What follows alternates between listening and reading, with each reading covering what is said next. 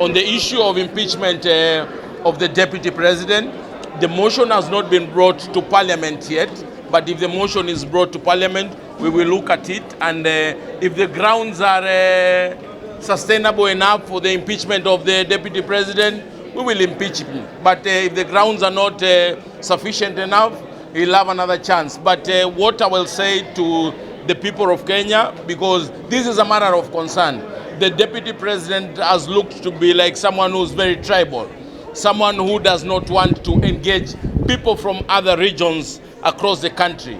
He's said to be a Mrima person. And as a country, we want someone who is a symbol of national unity, who will be visiting other regions and hear the problems of other regions. And if Rigathi Gachagua is not ready to come to Mombasa, is not ready to go to Nyanza, is not ready to go to Western and other parts of the country, then we will look for another deputy president who is ready to serve Kenyans at the capacity of a deputy president. Because we don't want a deputy president who talks about his region, who advocates only about his region. Because if we go that way, all these other regions will also require to have their own deputy president.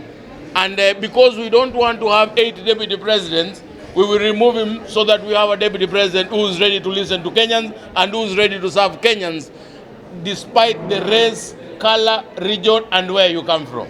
I think if I were a parliamentarian myself, I will find sufficient ground to impeach. In following up with what Honorable Nyakundi has said, you cannot preach the gospel of ethnicity, malice, division, gospel of exclusion, gospel that tries to incite one group of people against another.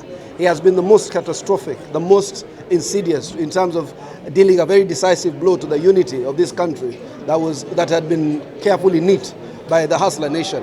The Hustler Nation was about the bottom-up economic policy. It was never about regions. It was never about one person over another or blind ambition for power. It was a narrative that was hoped will uplift the masses of the country so that a lot of us then can come into the economic bracket and avoid the culture of exclusion. What we have seen him doing is to argue for the same old policies of malice, of division, of hatred, of ethnicity, of exclusion of others. And I don't think it is proper and right to have a deputy president who is actually himself the actual threat to national unity.